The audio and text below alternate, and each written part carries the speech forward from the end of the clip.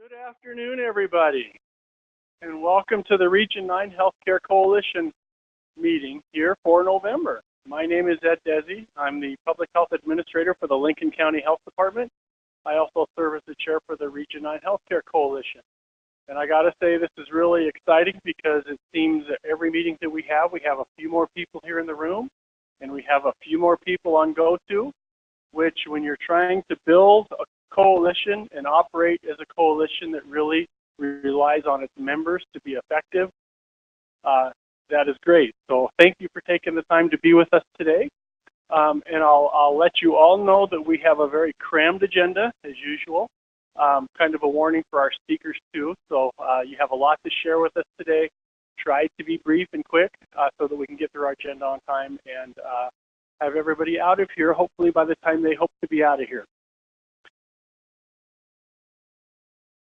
So again, the Region 9 Healthcare Coalition. Here's our mission statement: to prepare for, respond to, and recover from crisis using all available resources to provide patient care at the appropriate level and in the most efficient manner.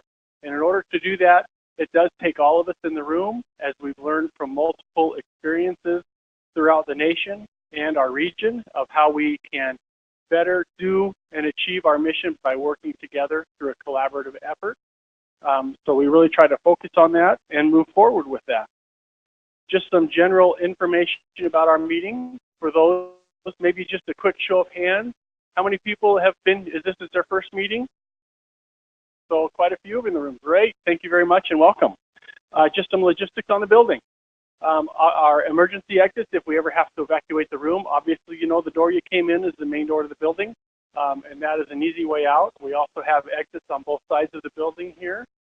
If we do have to evacuate, please leave the room and we'll meet in the northern parking lot.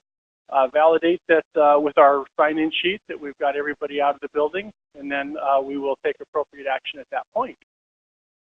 So the Wi-Fi password, if you have access to Wi-Fi, it says Endurus on the screen, but I think it's actually Endurus Training. So it's a little different. So if you need that, let us know and we'll make sure you get the right password. Our meeting room is graciously provided by Endurus. They do allow you to have food and drink in the meeting room here, so feel free if you have snacks or your lunch in your bag, feel free to pull that out and take advantage of that. Please, out of respect for everybody, silence your cell phones, and I'll have to double check mine when I get done here because it's over in the corner. Bathroom locations. Right outside the entry door to the meeting room, we've got men's and women's restrooms, as well as drinking fountains on the side of the hallway there. We do not schedule a break in our meeting because it is a short time that we have together. So we encourage you to take, if you need to get up, move around, stretch your legs, take a break, feel free to do so, so that we can keep focused on our agenda in the short amount of time that we have. We do offer this meeting over GoTo. So if you are in person, if you're a presenter on our panel and you get questions from the audience, I typically try to get the microphone around to the participants that are asking questions. I don't always get there. The people on GoTo can only hear the questions asked if the speaker has a microphone. So if we don't have a microphone with the individual asking the question, please repeat the question so that the people on GoTo can understand the question as well as the answer to that. Just kind of something to keep in mind as you're talking. If you're out on GoToMeeting, remember, if you have questions, please use the chat function on your GoToMeeting, and we monitor that, and we'll try to respond to any questions at the appropriate time. So as you walked into the room at the table, there is the sign-in sheet. If you haven't signed in, please do so, so that we have records that you were here. We can also provide validation if you need it for any purpose, that you were actually here and you signed in on the sign-in sheet. Back on the back corner of the table there was a lot of things there that I want to make you aware of. Back there by Hannah in the corner, there is copies of the agenda. We also have a document that is titled Membership Definition and Expectations. Kind of defines the roles. I'm getting the time limit already. Roles and responsibilities of being a coalition member. Great document. We have a document around our HCC exercise. If you want to take a look at that, be more familiar with that. There's also a copy of the Healthcare Coalition After Action Report from the Freeman Active Shooter incident. There's copies that are available. We also have a copy that most of you have seen before, our Region 9 Healthcare Coalition Resource Matrix, as you're working to achieve your CMS guidelines, kind of a resource matrix of resources that we have as a coalition that are available to you to log on to the HCC website for access. We also have copies of the 2017 annual report. It's quite a lengthy report, which I think is pretty exciting because it means there's a lot of activities and a lot of great success that the Healthcare Coalition has participated in this year. So just some upcoming events, things for you to know about. I'm going to hand the microphone off first. We're going to do a coalition performance assessment, and Heidi's going to walk through what that is really quickly. Hi everyone, I'm Heidi. So there's a coalition performance assessment that the coalition does every year to look at what how we're doing, how we're functioning from a national set of standards. And this year we'd really like to get more information about how those standards actually look like in terms of local priorities. And so in order to do this, we wanted to invite you to help us. It's during basically a 2-hour meeting. We're going to have you help us form the prioritization of the Healthcare Coalition's objectives. So we're going to keep it short, focused, but it will really help us to understand how we're meeting our objectives, but within the context of our local situation. So thank you. And it truly, really does help us meet your needs and your expectations if you have an opportunity like this to provide us with feedback. So if you have an opportunity, that information will come out. It'll be available on the Healthcare Coalition website.